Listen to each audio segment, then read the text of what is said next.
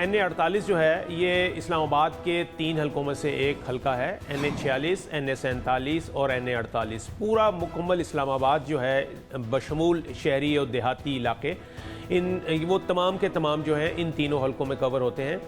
80 की दहाई तक 90 के इलेक्शन तक यहाँ पर इस्लामाबाद जो है वो सिर्फ एक हलका हुआ करता था और NA35 ये बहुत पुराना हलका था। उसके बाद फिर जब मरदमशुमारी हुई और नई हलका बंदियाँ हुई तो उसमें फिर इस्लामाबाद को अब 3 हलकों में जो है वो तकसीम किया गया है, जिसमें NA46, NA47 और NA48 है। तो आबादी वही है, आबादी की तादाद में इजाफा हुआ है, रजिस्टर्ड वोटर्स की तादाद में इजाफा हुआ है, लेकिन जो हल्का बंदियां हैं यानी जो इनकी टेरिटोरियल जुरिस्डिक्शन है वो सेम ही रही है। उसी एक हलके को यानी वही इस्लामाबाद जो कि NA35 के वक्त एक सीट पर मुश्तमिल हुआ करता था, अब उसी इस्लामाबाद को 3 हिस्सों में 3 मुख्तलिफ हलकों में जो है वो डिवाइड किया गया है। और अब NA46, NA47 और NA48 जो है, NA48 की अगर हम स्पेसिफिकली बात करें तो ये हलका जो है ये जो यानी कि समझ लीजिए कि इसमें कुछ शहरी हलके भी आते हैं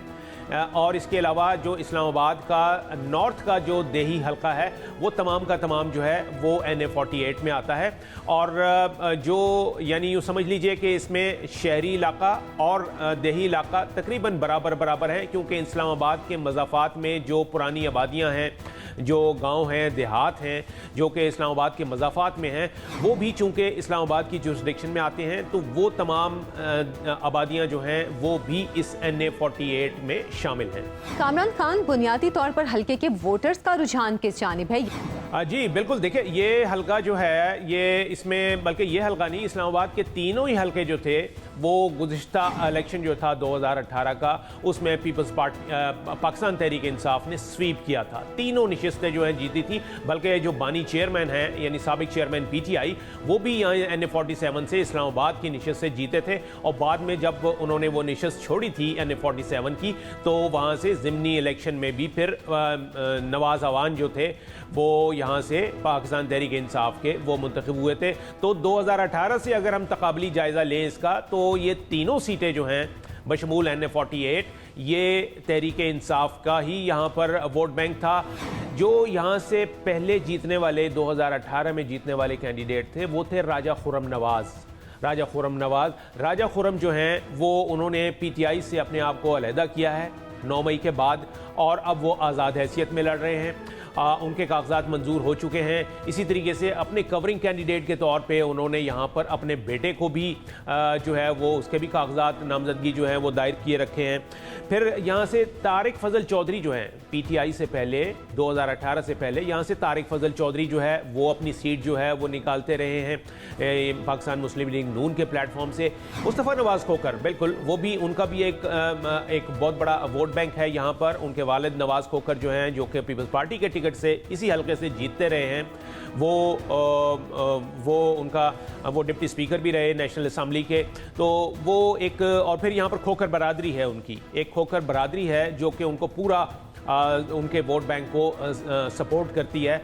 और तो एक मजबूत उम्मीदवार हैं, अगरचे कि वो आज़ाद हैं लेकिन मजबूत उम्मीदवार हैं। कामरान खान, असद उमर सियासत भी छोड़ चुके हैं और PTI की पार्टी को भी, फिर यहाँ PTI का मौजूद उम्मीदवार कौन होगा? जी देखिए, असद उमर ने NA46 से इलेक्शन जीता था और यहाँ से मैंने बताया कि राजा खुर्रम नवाज़ जो हैं वो PTI के टिकट से इस हलके से जीते थे। लेकिन जिस तरह से असद उमर ने तो सियासत से ही किनारा कशी इख्तियार कर ली, वो तो अब रेस में ही नहीं है, सियासत से आउट हैं, बल्कि मंजर आम से ही आउट हैं। तो राजा खुर्रम नवाज़ जो हैं वो इस हलके से 2018 में तो जीते थे पाकिस्तान तहरीक इंसाफ के टिकट पे, लेकिन इस दफ़ा वो आज़ाद उम्मीदवार हैं क्योंकि उन्होंने भी अपनी राहें जो हैं वो जुदा की हैं। 9 मई के बाद जो मामलात हुए थे उस तनाजुर में उन्होंने PTI से किनारा कशी इख्तियार कर ली थी और अब वो ये कहते हैं कि वो आज़ाद हैसियत में यहाँ पर इलेक्शन लड़ेंगे क्योंकि गुज़िश्ता इंतखाबात में वो जीते थे, उनका अपना वोट बैंक है, उनको भी एक यहाँ पे बरादरीज़म का यहाँ पे बड़ी सपोर्ट हासिल होगी। जो देही इलाके हैं यहाँ पर और इस्लामाबाद के जो मज़ाफ़ाती इलाके हैं वहाँ पर जो रहने वाली आबादी है वो उसमें राजा खुर्रम का वोट बैंक है। इसीलिए उन्होंने अपने भी कागजात जो हैं वो जमा किए हैं और कवरिंग कैंडिडेट के तौर पे अपने बेटे के कागजात जो हैं वो भी उनके जमा हैं। तो इन दोनों के कागजात नामजदगी मंजूर हो चुके हैं। तो राजा खुर्रम नवाज़ इंडिपेंडेंट कैंडिडेट के तौर पे ही यहाँ से उसी तरीके से मुकाबले में होंगे जिस तरह के मुस्तफ़ा नवाज़ खोखर जो हैं वो आज़ाद हैसियत में यहाँ से लड़ रहे हैं। हल्के की मौजूदा सियासी सूरत हाल के हवाले से जानेंगे इस्लामाबाद से हमारे नुमाइंदे नईम जंजुआ से। नईम, बताइएगा इस वक्त हल्के की मौजूदा सियासी सूरत हाल क्या है? हम यहाँ पे पूरे एरिया में घूमे और यहाँ पे हमें कहीं पे कोई पैनाफ्लेक्स या कोई बैनर या कोई पोस्टर वगैरह किसी भी पार्टी के अभी तक नज़र नहीं आए। और 2-3 दिन से हम यहाँ पे देख रहे हैं, यहाँ पे जिस तरह इलेक्शन से पहले कॉर्नर मीटिंग्स और छोटे जलसे और लोगों की मेल मुलाकातें होती थी, वो भी हमें यहाँ पे 2-3 दिन से नज़र नहीं आ रही। और आज भी हम यहाँ जब हल्का NA 48 के मुख्तलिफ इलाकों में गए हैं तो यहाँ पे इस किस्म की कोई सूरत हाल हमें नज़र नहीं आई। जो सियासी गहमा गहमी होती है इलेक्शन से पहले वो अभी तक नहीं शुरू हुई इसकी। अच्छा नईम जंजुआ, ये बताइएगा कि यहाँ से मुस्तफ़ा नवाज़ खोखर जो हैं वो आज़ाद उम्मीदवार हैं, क्या उनको पीपल्स पार्टी और PTI सपोर्टर्स की हमायत हासिल होगी? मुस्तफ़ा नवाज़ खोखर पीपल पार्टी के कैंडिडेट हुआ करते थे और अच्छा खासा उनका यहाँ पे इस्लामाबाद में बड़ा नाम है।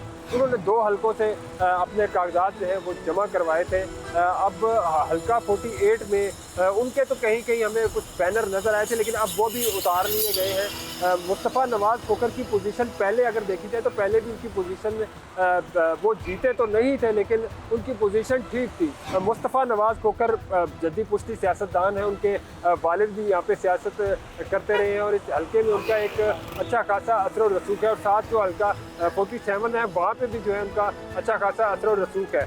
अब अगर PTI के जो वोटर हैं वो अगर वोट नहीं देते किसी को या उनको उम्मीदवार नहीं मिलता किसी भी वजह से, तो वो हो सकता है कि थोड़ा बहुत फ़र्क पड़े और मुस्तफ़ा नवाज़ खोखर को कुछ जो वोट उनके जो वोट बैंक है उसमें इजाफा हो जाए।